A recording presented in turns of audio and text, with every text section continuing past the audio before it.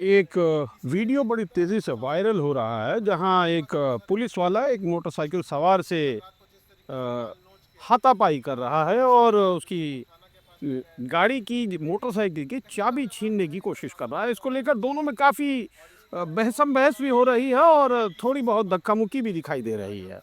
और इसके बाद फिर वो उसकी चाबी लेने में कामयाब हो जाता है और साथ-साथ उसका हेलमेट भी ले लेता है। वो व्यक्ति जिसकी मोटरसाइकिल है, जिस पर मोटरसाइकिल पर जो बैठा है, वो पुलिस को बार-बार कहता रहता है, मेरा हेलमेट वापस कीजिए।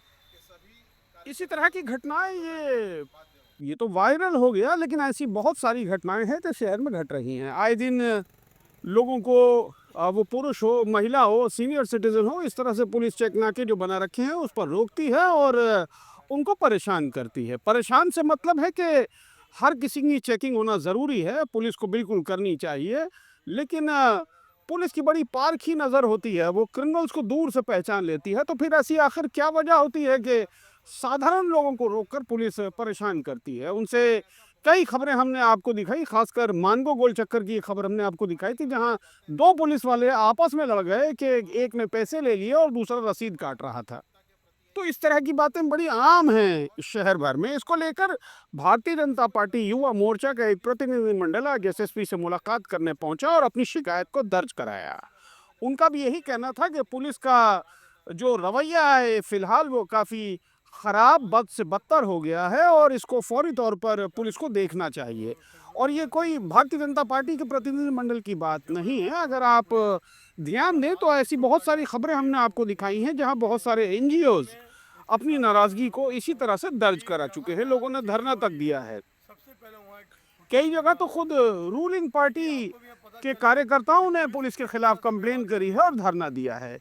पिछले कुछ सालों से हम आपको दिखाते आ रहे हैं रेगुलर कि इस तरह से चेक नाकों पर चेकिंग होती है, लोगों को परेशान किया जाता है और फिर उनसे उगाही की जाती है।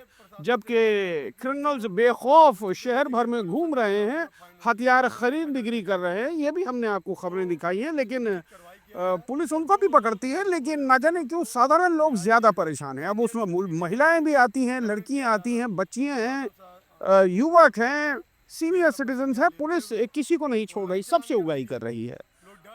इसको ज़रूर पुलिस को एक बार देखना चाहिए कि गलती कहाँ हो रही है और इस पर अविलंब कार्रवाई करनी चाहिए उन अफसरों को। हालांकि जिस वीडियो की हम बात बता रहे हैं, इस केस में आला अधिकारियों ने उसको सस्पेंड ज़रूर किया है, लेकिन ये तो एक मामला प्रकाश में आ गया और जो मामले नज़र में नहीं आते हैं, उनका क्या? खासकर मानगो गोल चक्कर से जब आप डिमना की तरफ घूमते हैं तो लगभग उस रास्ते में 2 या 3 जगह पुलिस बैरिकेड लगा के रोकती है और हर बैरिकेड पर आपसे कुछ न कुछ वसूली करने की कोशिश की जाती है। मोर्चा की आइए तरफ से आए दिखाते हैं हैं जिले के आपको सीनियर ये एसपी साहब से खबर। हम लोग मिलने के लिए। जैसा कि आप सभी लोगों को विदित है कि कल सिद्धौड़ा थाना क्षेत्र के 28 नंबर में एक टिस्को कर्मचारी व्यक्ति के साथ जिस तरह से ट्रैफिक पुलिस ने बहुत ही, हम कहें कि ऐसा कुकृत्य किया गया है, इसका हम सभी लोग जोरदार खंडन करते हैं।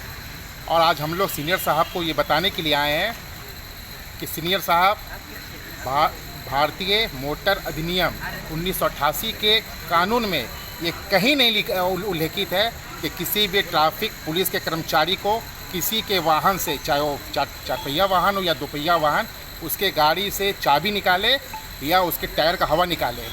अगर कोई व्यक्ति ट्रैफिक नियम का उल्लंघन करते हुए पकड़ा जाता है तो आप चालान काटिए, कानून में उसके लिए विधि सम्मत कार्रवाई कीजिए। लेकिन जिस तरह से जमशेदपुर का ट्रैफिक प्रशासन दिन प्रतिदिन जमशेदपुर के आम नागरिकों के साथ हिंसक होते जा रहा है, आज जमशेदपुर पूरे झारखंड में एक उदाहरण बन रहा है कि ट्रैफिक पुलिस की कार्यशैली यहाँ पर लगातार बिगड़ रही है।